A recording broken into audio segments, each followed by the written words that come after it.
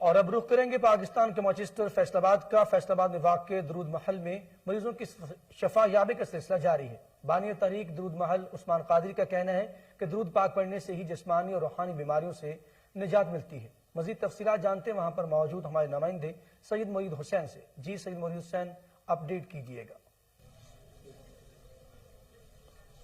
جی بالکل، فیصل آباد میں واقع درود محل میں درود پاک کی کثرت کی بدولت جو دائمی مریض ہیں ان کو شفا یابی کا سلسلہ جاری ہے۔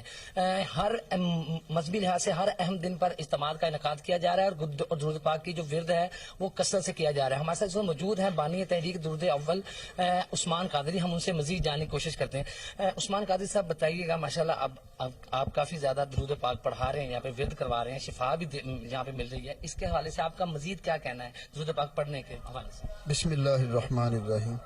میرے آقا علیہ السلام کا فرمان ہے کہ جو بندہ کسی پریشانی میں گرفتار ہو، کسی مصیبت میں گرفتار ہو، تو میری ذات پر کثرت کے ساتھ درود پاک پڑھا کرے، کہ درود پاک پریشانیوں کو، غموں کو، تکلیفوں کو دور کرتا ہے، رزق بڑھاتا ہے، حاجتیں پوری کرتا ہے۔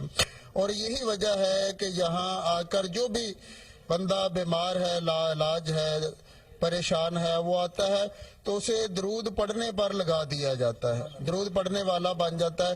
جب وہ کثرت کے ساتھ درود پاک پڑھتا ہے، یہاں درود پاک کا ذکر کرتا ہے، ورد کرتا ہے، تو اللہ اس درود پاک کی برکت سے بیماریاں، پریشانیاں دور فرما دیتا ہے، کیونکہ یہ درود ہے ہی دنیاوی، ظاہری، باطنی، روحانی، جسمانی ساری بیماریوں کا علاج ہے، بہترین علاج ہے۔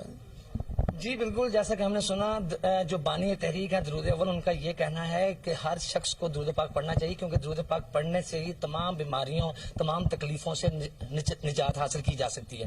تو ہر کوئی خبر شامل